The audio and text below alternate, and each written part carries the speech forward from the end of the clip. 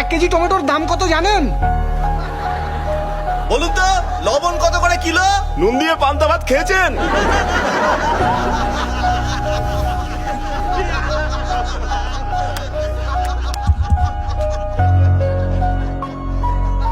আজ আপনাদের কথা শুনে খুব লজ্জাই করছে আমার।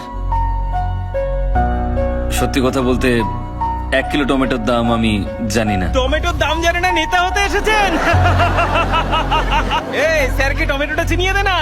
স্যার, একবার এই টমেটোটা দেখে নিন। আরে এই, ওই এই, কি হয়েছে?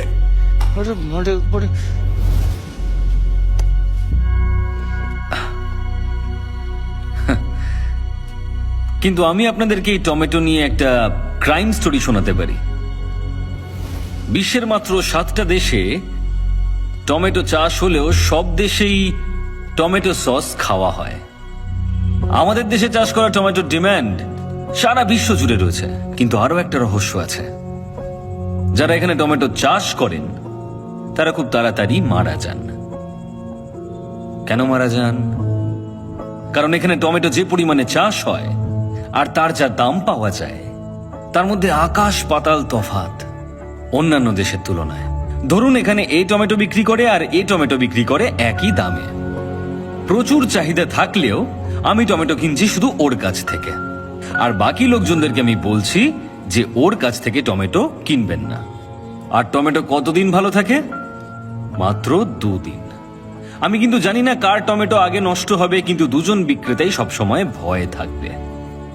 তখন আমি সেই সস কোম্পানিকে সমস্ত টমেটো বিক্রি করে দেব প্রচুর পরিমাণ লাভ রেখে, যেটা আমি কম দামে কিনেছিলাম। আমি শুধু এর কাছ থেকেই কম দামে কিনে নিলাম, আর অন্য টমেটো বিক্রেতার সমস্ত টমেটো নষ্ট হয়ে গেল। পৃথিবীর সমস্ত দেশে লোকজন টমেটো সস দিয়ে খাবার আনন্দ করে খান, কিন্তু আমার দেশের টমেটো বিক্রেতা না খেতে পেয়ে মারা যান।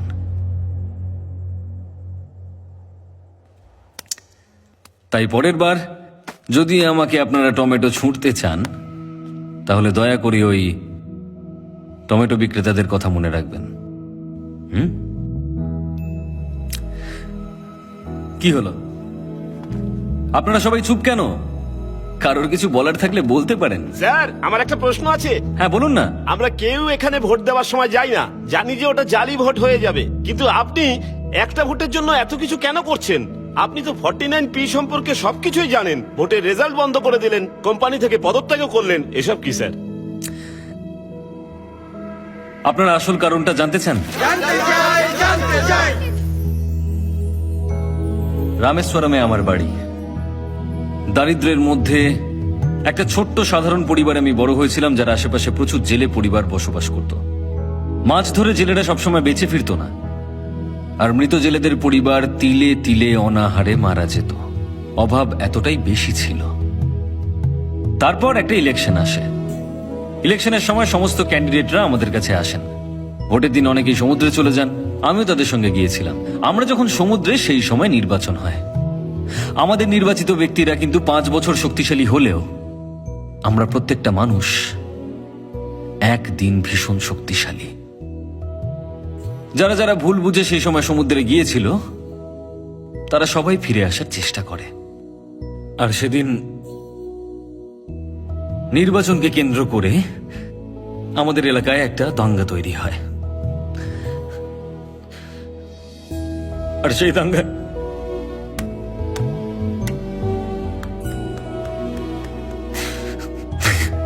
দাঙ্গায় আমার বাবার সঙ্গে 13 জন মানুষ মারা যায়। আর যারা মারা যায়নি তাদের সকলকে আহত করার চেষ্টা করা হয়েছিল, যাতে তারা উঠে দাঁড়াতে না পারে। আমার বাবা দাঙ্গার বিরুদ্ধে লড়েছিল, কিন্তু কেউ আমার বাবাকে বাঁচাতে আসেনি। একটা মানুষ মারা যাওয়ার পর তার সমস্ত অন্ত্যেষ্টিক্রিয়া করার জন্য 2000 টাকা খরচ হয়, আর জেলেদের 2 বছর লাগে ওই 2000 টাকা কামাতে। সুতরাং মৃতের শরীর নিয়ে এসো আর সেটাকে সমুদ্রে ছুঁড়ে ফেলে দাও। আমার বাবাকেও আমি মারা যাওয়ার পর সমুদ্রে ছুঁড়ে ফেলেছি। শুনেছি সমুদ্রে মৃতের অস্থি বিসর্জন করা হয়, কিন্তু আমি আমার বাবাকে করেছি। যে নির্বাচনে জিতেছিল সে কিন্তু কিচ্ছু করেনি।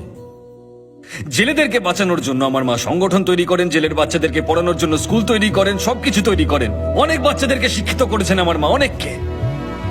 সেদিন দেশের সমস্ত নিউজ চ্যানেল থেকে ইন্টারভিউ নিতে এসেছিল আমার। আমি যে দেশেই থাকি না কেন, যেভাবেই থাকি না কেন, আমি ফিরে আসি নির্বাচনের দিন।